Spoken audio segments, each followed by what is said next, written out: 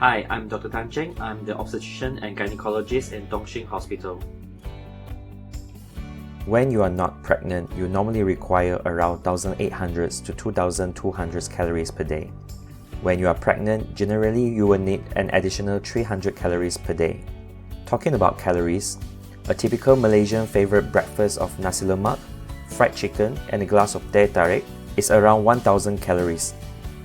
If you are worried about your calorie intake, you can easily find free calorie tracking apps from your smartphone app store. It is important to know that guidelines and recommendations for antenatal supplements varies based on the populations. Recommended requirement for folic acid is 400 micrograms per day. Folic acid is important for the development of baby's brain and spinal cord. It is also important to form healthy red blood cells.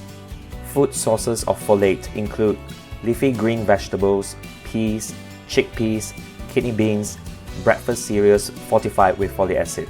Normal supplement in the market contains 5 mg per tablet. It is more than enough for the daily requirement. If you are planning for pregnancy, you may start taking it at least 1 month before getting pregnant. World Health Organization recommends daily oral iron supplementations with 30 mg to 60 mg of elemental iron. Iron is crucial in the production of red blood cells. If you are anemic due to iron deficiency, you may need a much higher dose of iron. Iron deficiency anemia is one of the most common complications in pregnancy.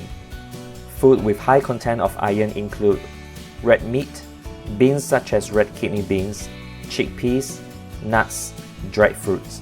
Some mothers may have nausea, vomiting, constipations after taking iron supplements. If you experience any of these side effects, you may try a different brand or formulation. Calcium is important for the formations of healthy bone and teeth. World Health Organization recommends that pregnant women in populations with low dietary calcium intake to obtain daily supplementations of 1.5 to 2 grams of oral elemental calcium. Adequate calcium is also associated with the reduction of preeclampsia, especially among high-risk group. Preeclampsia is a complication in pregnancy when a mother has high blood pressure and the presence of protein in the urine. Food sources of calcium include milk, cheese and other dairy food, green leafy vegetables such as spinach, fish where you can eat the bones such as sardines and anchovies. Calcium supplements during pregnancy should be adjusted based on your daily diet. Calcium may interfere with the absorption of other supplements such as iron. Therefore, it is recommended to take iron and calcium supplements separately. Vitamin D3 is a more potent form of vitamin D.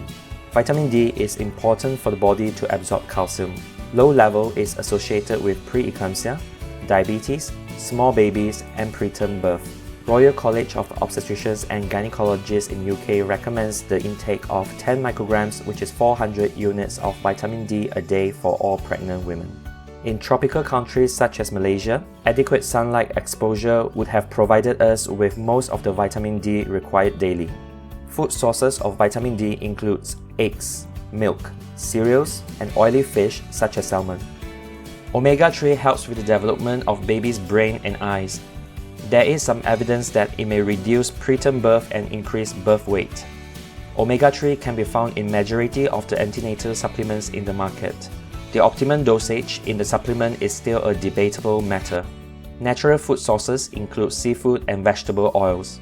Consumption of seafood has to be in moderation and mothers should avoid high mercury content seafood.